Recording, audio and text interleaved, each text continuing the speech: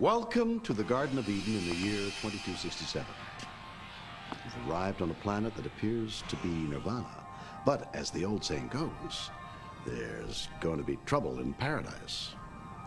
In the apple, there exists a tempting serpent-like creature in the form of a computer.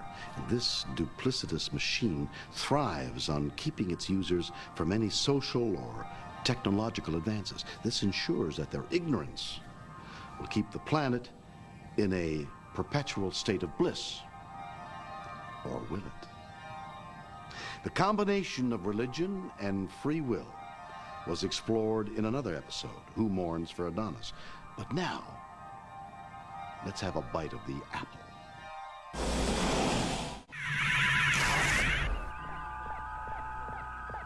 There's an old saying on Earth, Mr. Sulu. Fool me once, shame on you. Fool me twice, shame on me. I know this saying. It was invented in Russia. They introduced the conceit that Chekhov would say, oh, yes, but you should have seen what we did, you know, in Russia. It was invented in Russia. I thought it was a charming ploy. The area was first mapped by the famous Russian astronomer Ivan Burkov, almost 200... John Berg. Berg, sir? And this was a handle. It was invented by a little old lady in Leningrad. Is the rest of your history that faulty, Ensign? Something that people... It's like He's Dead, Jim. Or, Scotty, beam us up. It makes me homesick. Just like Russia. More like the Garden of Eden, Ensign. Of course, Doctor. The Garden of Eden was just outside Moscow. The unfortunate thing is when we went into the third season, it was decided that the device was sophomoric and that they should not really do it anymore. And I think that was a mistake. This is vodka. Where I come from, that's soda pop. Now, this is a drink for a man. Scotch? Aye. It was invented by a little old lady from Leningrad.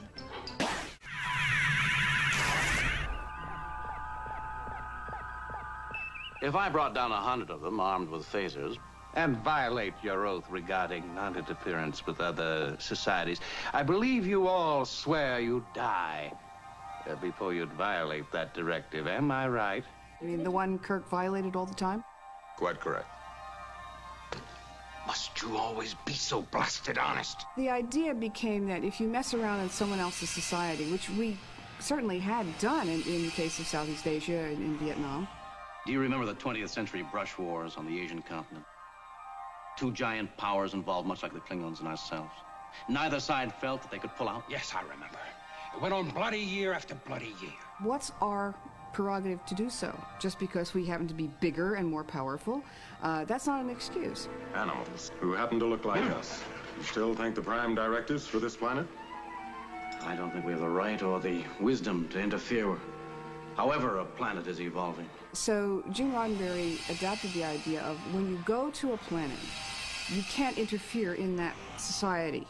You can't try to change it to your liking because your ideals, your politics may not be right for these people. They have to determine their own destiny. This isn't life. It's stagnation. Doctor, these people are healthy and they are happy. Whatever you choose to call it, this system works despite your emotional reaction to it. However, the way we got into violating it most often was one of our people was in some kind of danger because of that society. Therefore, they had to be rescued. And sometimes we did it involuntarily. If we do what it seems we must, in my opinion, we'll be in direct violation of the non-interference directive. They should have the opportunity of choice. We owe it to them to interfere. Starfleet Command may think otherwise. Or by mistake, and try to put it right. Why did you interfere with this culture? Hail Fuhrer! Hail Fuhrer! Hail Fuhrer! I was wrong. The non-interference directive is the only way. Again, we have a Star Trek nightmare. A computer controls us instead of us controlling it. But this computer better be careful because it will find James Kirk to be a formidable opponent. It's round 3 of Kirk versus the computer. But instead of arguing this one to death, Kirk goes about this computer's concluding crash in a more resounding way.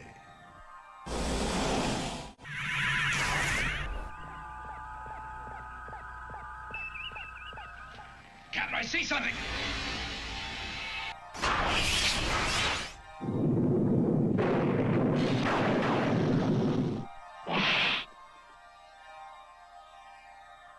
Captain.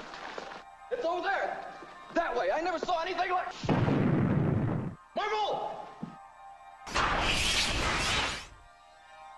Jim!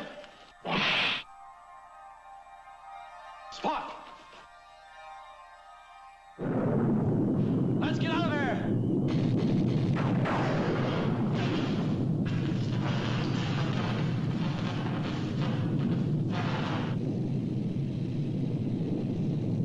There would also seem to be a force field? Obviously. Kirk and company act as liberators of the oppressed, shedding their explorer personas and donning ones of missionaries. Although Val physically resembles the serpent, it's the Enterprise crew that offers the forbidden fruit. They've automatically made the assumption that the inhabitants of Gamma Triangulus 6 want to be free, without ever asking if they sought liberation from the supercomputer. What gives the crew of the Enterprise the right to force the feeders of Val out of their Garden of Eden? It's a philosophical dilemma that the crew members will face again in the course of their mission to go where no man has gone before.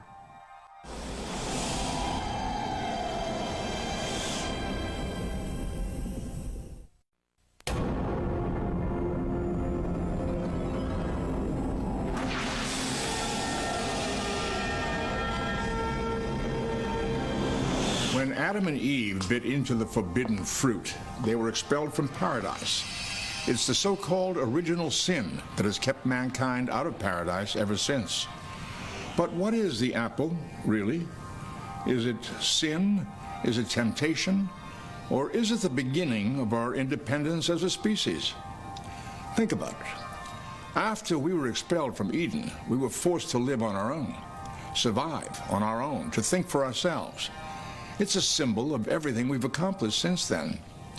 However, some would argue that what we've accomplished is nothing compared to what could have been if we had stayed in paradise. Which is better, paradise or independence? It all depends on how you look at the apple.